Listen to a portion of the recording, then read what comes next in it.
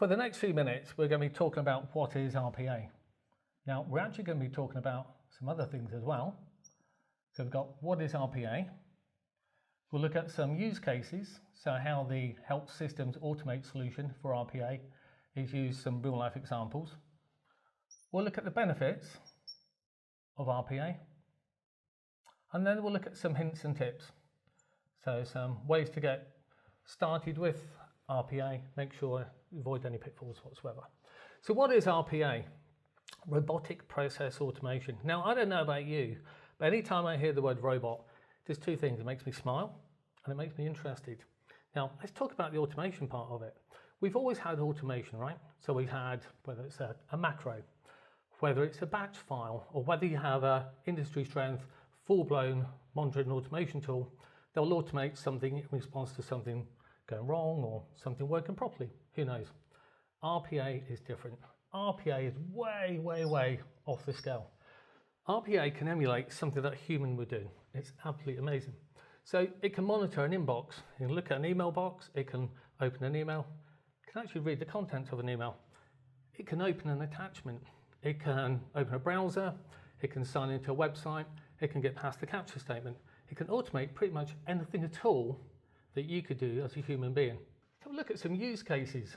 Now, this is how people are using it today, using RPA to its fullest. Within HelpSystems, we use it for onboarding and offboarding. RPA has to have a trigger. There has to be something that will kick off a process or a number of processes. In our case, with the onboarding, we have an HR team that will fill in an electronic form. They'll put in the starter's name, the date of birth, the department they're going to work in. Then they press enter. That is where RPA takes over. RPA then creates an Active Directory account. It looks for an email address that hasn't been duplicated, and it creates an email address. It then emails the new starter temporary passwords. When they come in, they can sign on, they can start work. It actually creates them an account in the payroll system, in the vacation system, in the expenses system. If they're a developer, it gives them access to the development and test areas. If they're a salesperson or perhaps an admin person, it creates them access to the CRM, to the sales system as well. That's one way that you can use it. A great use of it is one of our customers is a huge car dealership in the UK. Now they have branches that go from 300 employees down to Joe's dad in a garage. Great thing about RPA, the automation is the same, whether it's one person, 300 or more. Let me give an example. I said it needs a trigger. You go into a garage, get your car serviced. Somebody fills in a form with your registration plate and the month that you'd like your car to be serviced. RPA takes over. Takes the registration plate, goes to DVLA, looks up to see what type of car you've got. It selects a date, makes sure it's one that you want, then it will go through and it will contact all the third-party suppliers and they'll order all the components you need for your service to be delivered the day before your service is due. It'll allocate your ramp, it will allocate your technician, you're good to go. It will email you a confirmation just in case you need to change it. Great example. Commonly, it's used, for example, for financial transactions, financial month end, maybe financial day end, end of year. I said you need a trigger. It can be a scheduler as well. It doesn't have to be you actually pressing a button or doing something yourself. You can schedule these tasks to run. So what about the benefits? Well, I mentioned scalability. You probably work 8 to 10 hours a day. RPA can work 24 hours a day. Now, I mentioned it can emulate and replicate what you can do. Does that mean you're going to lose your job? Absolutely not. Not seen that happen. What I have seen happen is people move on to do something more functionally rich, something more interesting. Because the bots can emulate what you can do and they don't have to work 8 to 10 hours a day, they can replicate what you can do, somebody else as well, and somebody else as well. And they can run concurrent tasks and consecutive tasks as well.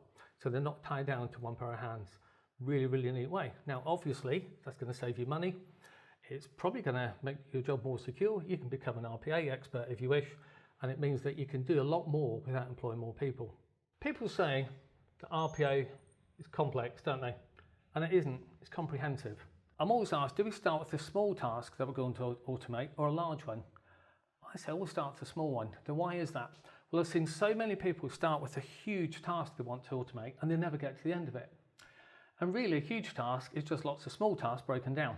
So you can take a task, split it into 10 or more smaller parts, then automate each individual part. You could automate 1 and 2, then you can skip it, do one near the end, then one at the very end. It doesn't matter if you go back and fill in the blanks and automate the other bits. It doesn't matter if you don't automate the whole lot. You might decide when you split up a huge task to leave some parts of it manual. That's okay as well.